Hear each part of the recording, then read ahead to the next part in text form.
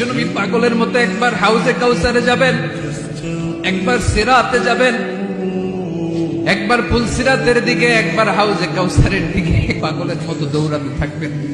তার কোন গুনাহগার উম্মত যাতে জাহান্নামে ঢুকে না যায়, সেদিন কেউ সুপারিশ করতে পারবে না বিশ্বনবী ছাড়া।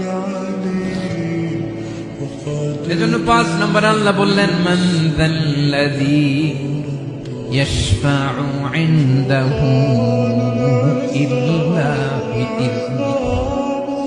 কার সাহস আছে, কার এত বড় বুকের পাটা কিয়ামতের কঠিন দিন আল্লাহর সামনে দাঁড়িয়ে সুপারিশ করবে?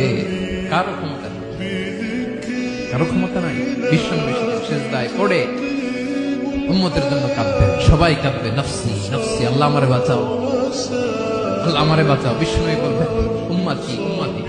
বিশ্বনবী আমার জন্য কাঁদবেন, আপনার জন্য কাঁদবেন, আমাদের জন্য সেদিন কেঁদে কেঁদে জাহান্নামের দরজায় দাঁড়িয়ে আমাদেরকে টেনে টেনে জান্নাতে ঢুকাবে।